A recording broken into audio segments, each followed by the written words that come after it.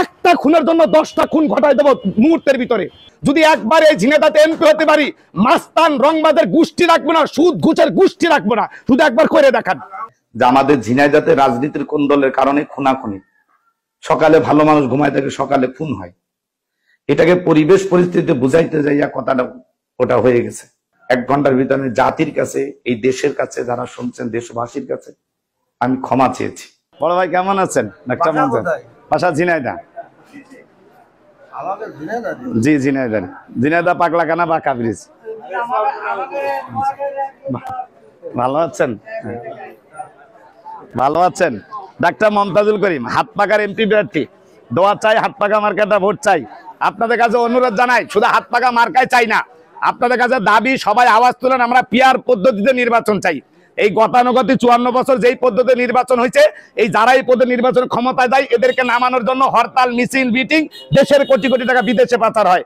এটাকে প্রতিরোধ করার জন্য পিয়ার পদ্ধতি নির্বাচন সবাই দাবি করেন যে আমরা পিয়ার পদ্ধতির সামনে নির্বাচন চাই। পিয়ার পদ্ধতি নির্বাচন হলে চুরি, ডাকাতি, দেশের টাকা লুণ্ঠন, এই দেশকে দুর্নীতিতে 5 বার চ্যাম্পিয়ন, আর এই দেশের বড় বড় নেতারা বিদেশে যে বসবাস করবে, দেশের কোটি কোটি টাকা বিদেশে পাঠায় করবে, এই সুযোগ আর থাকবে না। পারবো না কেন?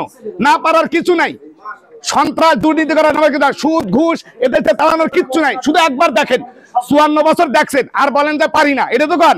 আর আমি ডাক্তার মমতাজ চায়ের দোকানদারি বলে গেলাম, যদি একবার এই ঝিনাইদহতে এমপি হতে পারি, মাস্তান রংবাদের গোষ্ঠী রাখবো না, সুদ ঘুষের গোষ্ঠী রাখবো না, শুধু একবার করে দেখান।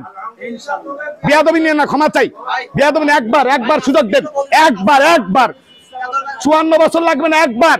এই যে কথায় কথায় মানুষ খুন, আমার ভাই খুন, আপনার ভাই খুন, দলের জন্য একটা খুনের জন্য 10টা খুন ঘটাই দেব মুহূর্তের ভিতরে। কিসের খুন? এই খুনাখুনি বন্ধ করতে হলে একমাত্র ইসলামের প্রয়োজন। এটা আমরা বলে করি যে হুজুরা পারবে না, পারে কি পারে না একবার দেন। 5 বছরের ভিতরে ঝিনাইদহ জেলাকে, 5 বছরের ভিতরে ঝিনাইদহ জেলাকে খুন, ধর্ষণ শূন্যর কোটায় নিয়ে আসবো, শূন্যর কোটায়।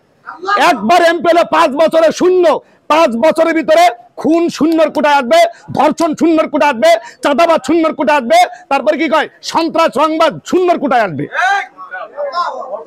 ভাই কিছু মাইন্ড করে না, দোয়া চাই। হিরন আরো মিনারেল ওয়াটার মাত্র 50 পয়সায় প্রতি লিটার। প্রিয় ঝিনাইদহবাসী ও দেশবাসী,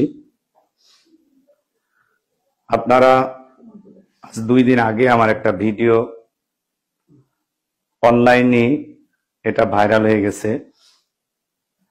আমি ওখানে যে ভিডিওটা ভাইরাল হয়েছে, যেই কাটছাট করে অনেকেই ডাউনলোড দিয়ে ছাড়তেছে, কথাটা সত্য, মানে আমি বলছি না যে বলি নাই, কিন্তু প্রশ্নটা হলো ওখানে অনেক প্রশ্নের জবাবে দিতে যে উলামা ইকরামদেরকে তারা এত হ্যায়পূর্ণ প্রশ্ন করতেছিল, সেই কয়েকটি প্রশ্ন জবাব দিতে যাইয়া কথার এক দ্বার প্রান্তে আমি বলতে চাইছিলাম যে একটা খুন যদি কোথাও ঘটে তাহলে রাজনীতি কোন দলে কারণে সেখানে 10টা খুন ঘটে।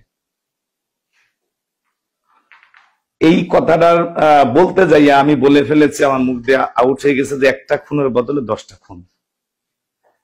আমি এই জিনিসটা জানতাম না, ওই দিনই তাওফিক মিডিয়া এটা প্রচার করছে।